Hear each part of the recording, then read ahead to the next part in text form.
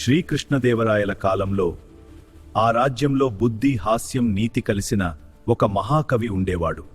అతడే తెనాలి రామకృష్ణుడు.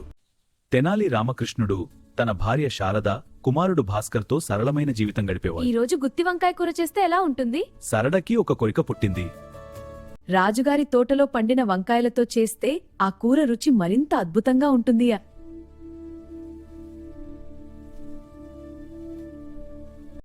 అది చాలా విలువైనది కదా, తీసుకోవచ్చు కదా?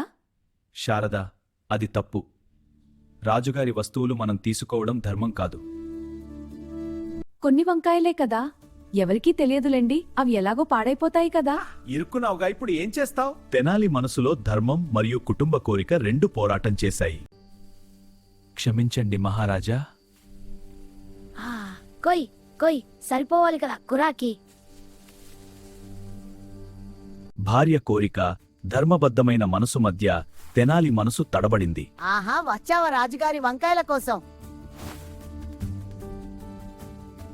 భాస్కర్, లేవు, బయట వర్షం పడుతోంది, మనం వంకాయ కూర తిన్నా ఉంది. ఆ రాత్రి తెనాలి కుటుంబం ఆనందంగా భోజనం చేసింది.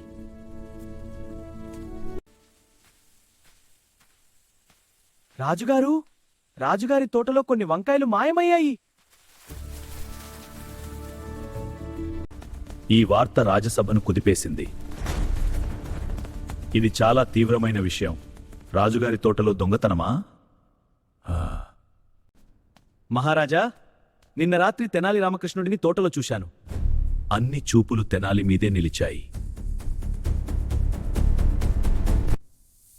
నిజం చెప్పకపోయినా అబద్ధం చెప్పకూడదు. మహారాజా, మేము రాజుగారి వంకాయలు తినలేదు. శారద, నీవు చెప్పు. లేదు మహారాజా, మేము తినలేదు.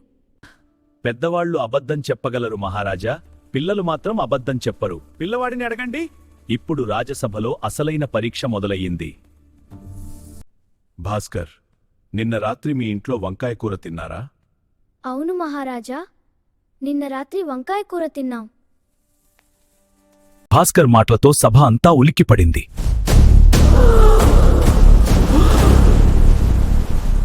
ఆ రాత్రి బాగా వర్షం కూడా పడింది మహారాజా.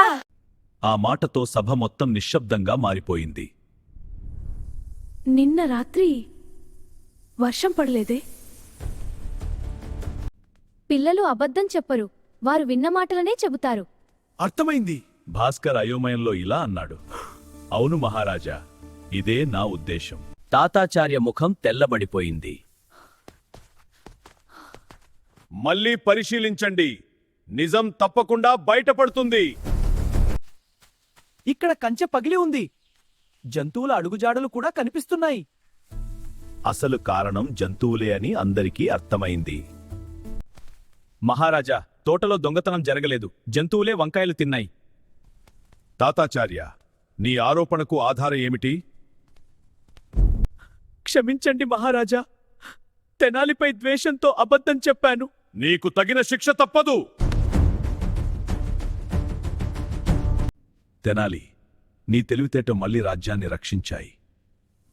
తెలివి ఉన్నవాడు తప్పు చేసినా సత్యం దాచలేడు, నిజమే చివరికి గెలుస్తుంది. ఈసారి తప్పు చేశాం, మళ్ళీ ఇలా చేయం. అవును, ధర్మమే మన దారి.